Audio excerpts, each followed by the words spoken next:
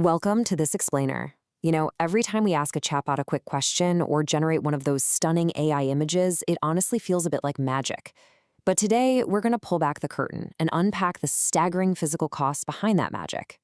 There is a very real, hidden toll on our fragile global resource systems that we absolutely need to talk about. We're calling this the gigawatt hunger. So the big question we really need to ask ourselves is this. What exactly happens when our already vulnerable energy grid collides with an entirely insatiable new demand? Well, to truly understand this collision, we first have to look at our baseline. And right now, that baseline is stretched incredibly thin. Our current global infrastructure is operating with practically zero margin for error. To see how delicate things are, just look at the data on global energy bottlenecks. According to a recent report by the Kiel Institute for the World Economy, global energy supplies are incredibly precarious. They note that if a major choke point, like the Strait of Hormuz, were to close, that shutdown would block roughly a fifth of the world's oil and a quarter of its liquefied natural gas. That triggers severe welfare losses. The crucial takeaway here is that energy disruptions cascade rapidly into global crises. It basically proves our infrastructure just doesn't have the shock absorbers to handle massive hits. And right into this precarious, tightly wound balance enters a massive, unprecedented draw on our resources. We're shifting from just worrying about traditional physical bottlenecks to managing a completely new kind of digital leviathan. Unlike shipping routes or oil pipelines that we can actually see and map out, this new beast lives entirely in the cloud, silently drawing immense physical resources to power our virtual results.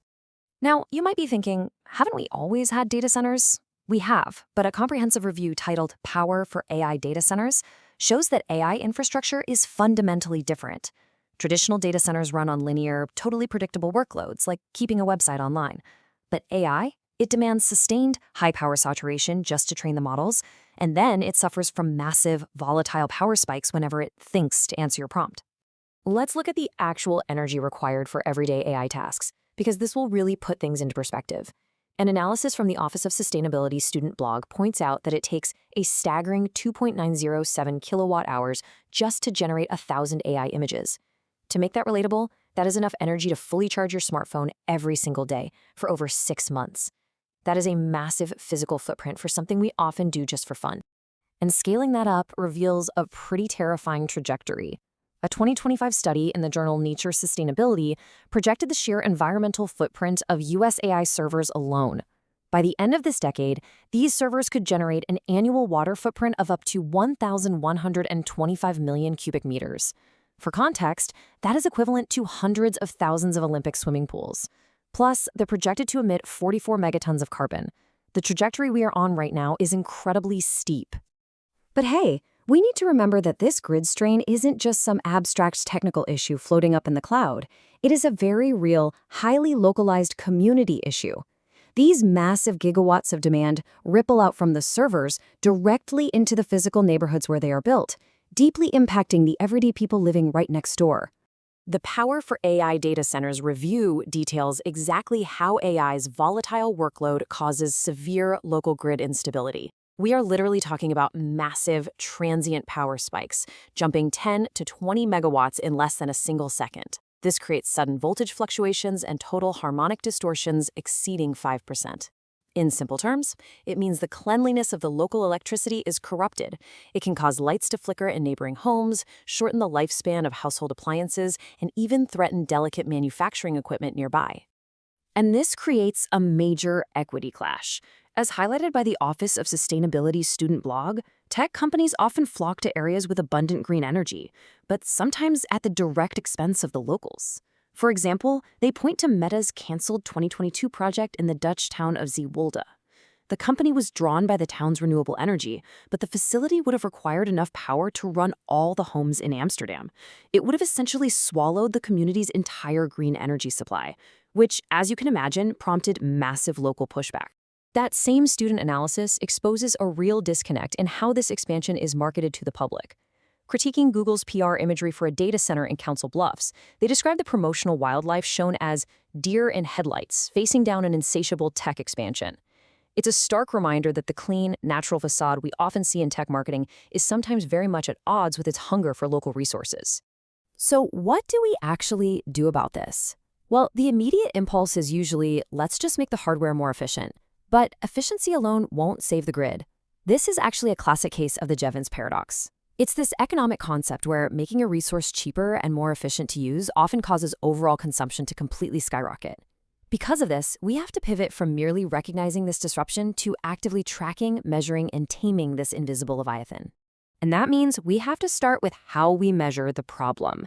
As the Power for AI Data Centers review points out, the traditional industry standard for energy efficiency has always been power usage effectiveness, or PUE. But researchers are now loudly warning that PUE is totally insufficient for tracking the holistic impact of modern AI. It just simply doesn't tell the whole story anymore. We really need to look wider. The same review emphasizes that we now need to rigorously track water usage effectiveness, or WUE. Because AI centers run incredibly hot, they're actually moving away from traditional air conditioning to advanced closed-loop liquid cooling, where water recycles through pipes to directly absorb heat. To be sustainable, these facilities must target near-zero operational water waste, aiming for less than 0.30 liters per kilowatt hour. And equally critical is Q, which stands for Carbon Usage Effectiveness. According to the Power for AI Data Centers review, this metric measures the success of sourcing direct renewable energy to run the compute. AI operators really must target less than 0.05 kilograms of CO2 per kilowatt hour. It is quite literally the only way to genuinely decouple AI's exponential growth from devastating carbon emissions. But having fancy metrics on a dashboard is only half the battle. As these standards evolve, so must our physical strategy.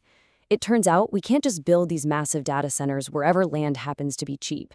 When it comes to preserving the power grid and optimizing sustainability, geography is quite literally destiny for AI's footprint. The 2025 Nature Sustainability paper suggests a really fascinating geographical solution here. They argue we need to strategically relocate AI infrastructure to places where the grid can actually handle it sustainably. Researchers recommend focusing on the U.S. Midwest, places like Texas, Montana, and Nebraska. Doing this allows operators to optimize both water and carbon footprints simultaneously by matching these energy-hungry centers with the abundant local wind and solar resources in those areas. Furthermore, we have to change how we operate these models day to day. We need a fundamental shift from data centers just being passive consumers of energy to actually becoming active grid participants. You see, AI workloads are highly flexible. Certain background tasks, like training a new model overnight or processing massive batches of data, aren't time-sensitive. They can actually be delayed or digitally relocated to times and places where green energy is currently abundant on the grid. To make this a reality across the board, we need systemic shifts. A recent policy paper on the AI economy outlines some brilliant, necessary solutions. They propose implementing a user right-to-a-green model, basically giving you the transparent choice to select a less energy-intensive AI for simpler tasks. They also suggest platforms should default to having deep reasoning off. That means the AI won't burn massive amounts of energy to double-check its math unless you specifically ask it to.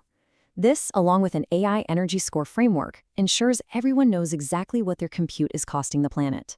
So, as AI's gigawatt hunger continues its staggering growth, the choice is ultimately ours. Will we allow this massive demand to break our fragile systems, or will we step up and enact the spatial and policy shifts required to sustainably power the future? The next time you ask an AI to generate an image or write an email, maybe ask yourself, what is the true cost of that compute? Thanks for joining me on this deep dive for today's Explainer. Getting to the heart of the matter isn't always easy, but here we always look for the essence. Thank you for your time and your curiosity. Subscribe for more answers, and as always, thanks for watching.